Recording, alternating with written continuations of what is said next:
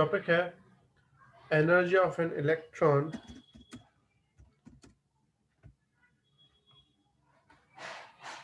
In an orbit. Orbit में energy क्या होती है इलेक्ट्रॉन की। हमने लास्ट टाइम रेडियस की फॉर्मूला डिराइव की थी, r is equal to n square h square epsilon naught upon pi Z e square m. देख लो एक बार, ये फॉर्मूला बहुत बार काम आएगी तो तुम्हें याद रखनी है, ठीक है।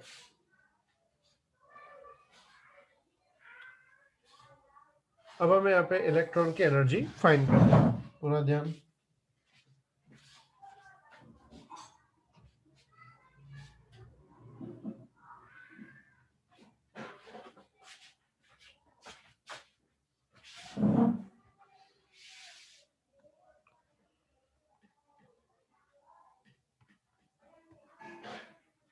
The necessary centripetal force required for an electron to revolve electron to around revolve around revolve around nucleus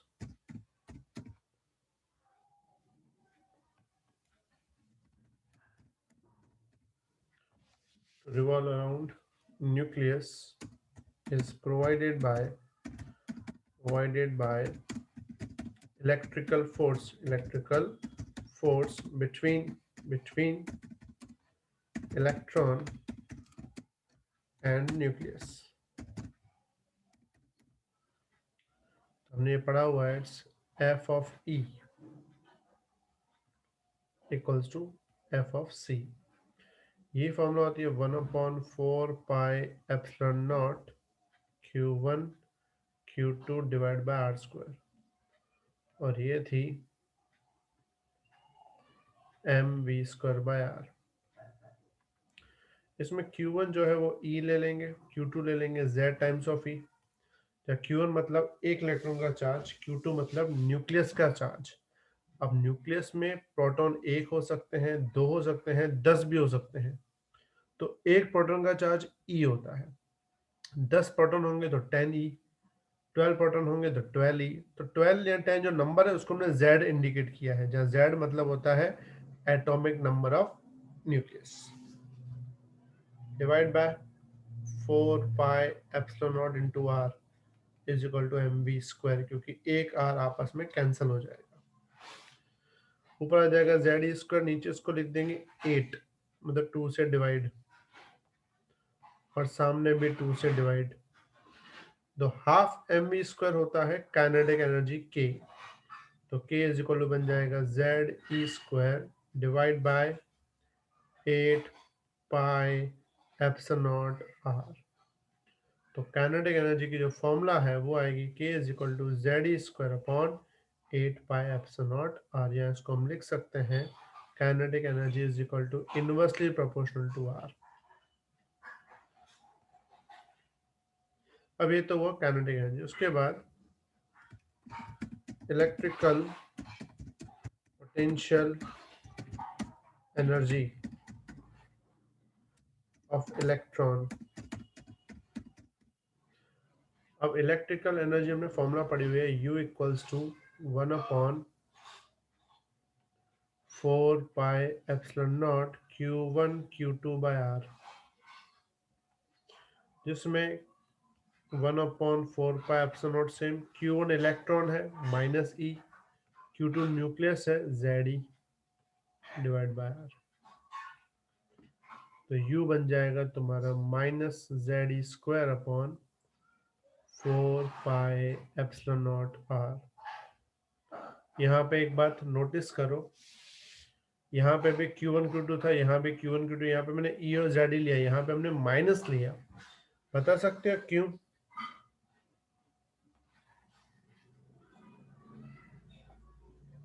यहाँ भी वही चार्जेस हैं, एक बाहर का इलेक्ट्रॉन अंदर का न्यूक्लियस, यहाँ भी वही चार्जेस हैं। बाहर का इलेक्ट्रॉन, अंदर का न्यूक्लियस। लेकिन यहाँ पे इलेक्ट्रॉन का पॉजिटिव चार्ज लिया था, यहाँ पे इलेक्ट्रॉन का नेगेटिव चार्ज लिया। वाई?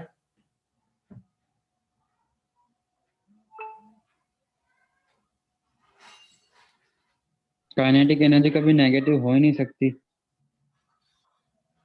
यहाँ हमने कैनेडिक एनर्जी स्टार्ट कहाँ की थी? कैनेडिक से बाद में लाया हमने, वैल्यू बेस्ड। यहाँ पे हमने दो फोर्सेस को इक्वेट किया था, और जब फोर्सेस को इक्वेट करते हैं तो वो मैग्नीट्यूड से करते हैं, इसलिए हमने यहाँ पे चार्ज का नेगेटिव नहीं लिया, क्योंकि फोर्स में अगर नेगेटिव आता तो नेगेटिव फोर्स की डायरेक्शन बताता है, वैल्यू नहीं। लेकिन यहाँ पे हमने वैल्यू इक्वेट की थी, इसलिए हमने माइनस नहीं लिया। यहाँ एनर्जी है, एनर्जी में नेगेटिव वैल्यू इंडिकेट करता है, डायरेक्शन इंडिकेट नहीं करता, इसलिए इसका नेगेटिव जो है वो हमें कंपल्सरी रखना पड़ेगा। समझ में आई सबको बात? Yes sir. अब यस सर। के बाद आता है टोटल एनर्जी। तो टोटल एनर्जी फॉर्मूला होता है E is equal to K plus U। तो काइनेटिक एनर्जी का फॉर्मूला डालेंगे ZE square upon 8 pi epsilon naught R, U की जगह डाल देंगे minus ZE square upon 4 pi epsilon naught R। दोनों को सॉल्व करेंगे तो E मिलेगा minus ZE square upon 8 pi epsilon naught R,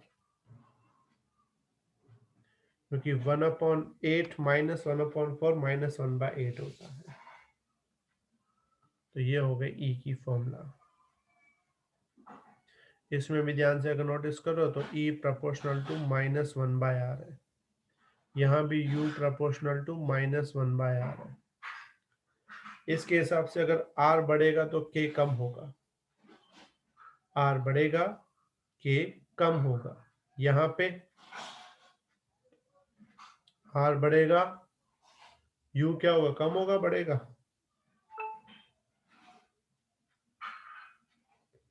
यहाँ पे अगर R बढ़ेगा तो U भी बढ़ेगा, क्योंकि यह माइनस है ना, है इनवर्सली, लेकिन ये माइनस है, तो मैं बताया माइनस में जितनी वैल्यू छोटी वो बड़ी वैल्यू होती है।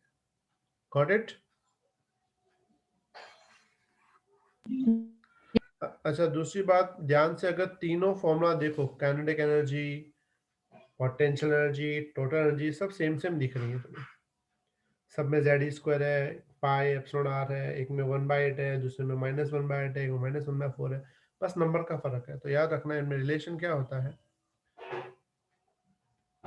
मैं यहाँ साइड में लिख देता हूँ याद रखने के लिए। E इज इक्वल टू होता है, sorry, K is equal to होता है -E।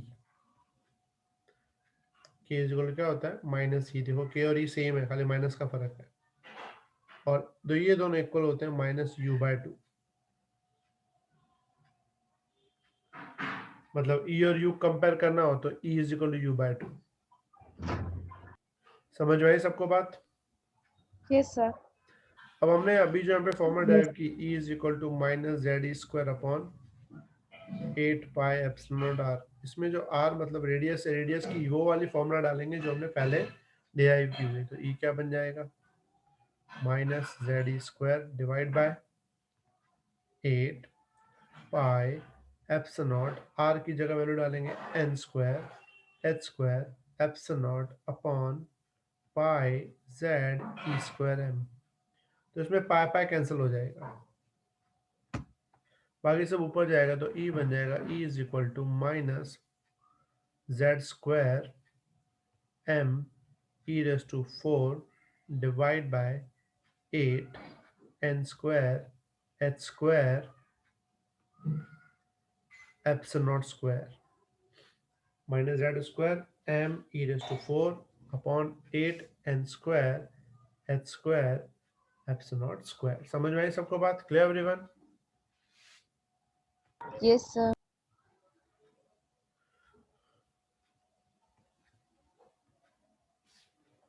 अब इसमें हम लिख सकते हैं E proportional to Z square by n square.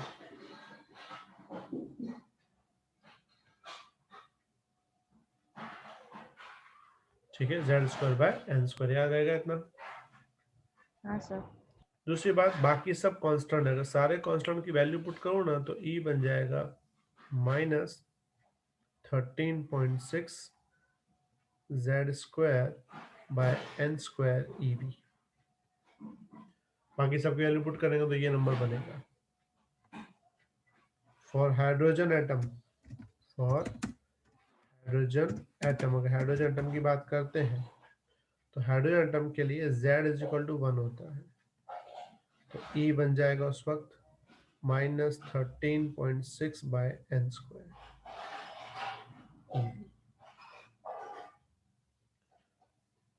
Clear? Yes, sir. इसका अगर मैं ग्राफ बनाऊं, पूरा ध्यान यहाँ पे, तो समझो मैं ग्राफ बनाते हैं अलग अलग लेवल्स पे।